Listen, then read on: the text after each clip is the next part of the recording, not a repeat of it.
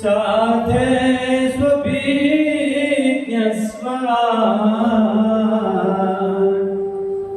तेने ब्रह्मरुदाय आदिकवये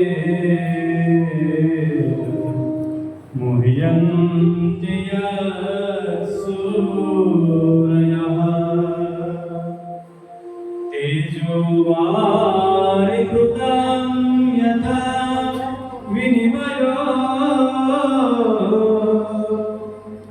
यद्रात्रिसर्गो मृषा नाम्ना स्वेन सदा निरस्तकुहकम् सत्यं परं धीमहि सत्यं परं धीमहि। પ્રથમ 3 શ્લોકમાં મંગલાચરણ કર્યું છે, જેના થકી આ જગતનું સર્જન, પાલન અને લય થાય છે. જે સર્વજ્ઞ છે, સર્વશક્તિમાન છે, સ્વયં પ્રકાશિત છે, એવા પરમ સત્ય પરમાત્માનું અમે ધ્યાન કરીએ છીએ.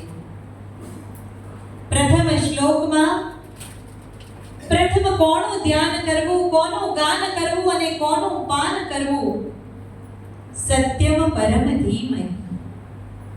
દ્વિતીય શ્લોકમાં ધર્મનું વર્ણન આવે છે અને ત્રીજા શ્લોકમાં કલ્પ વૃક્ષ રૂપી વેદનું ફળ ભાગવત છે. આ પ્રમાણે અહીંયા મંગલાચરણ કર્યું છે. આ મંગલાચરણ એટલે શું? જેનું આચરણ મંગલમય છે, તેનું ધ્યાન કરવાથી, તેને વંદન કરવાથી, તેનું સ્મરણ કરવાથી મંગલાચરણ થાય છે. શ્રી કૃષ્ણનું નામ, ધામ અને કામ બધું જ મંગલમય છે. પરમાત્માનું ધ્યાન કરવાથી મનની શુદ્ધિ થાય છે, જે દાન કે સ્નાન કરવાથી નથી થતી. તીર્થ સ્થાનોમાં સ્નાન કરવાથી શરીર શુદ્ધ થાય, પણ મન શુદ્ધ ના થાય. આ સ્કંદ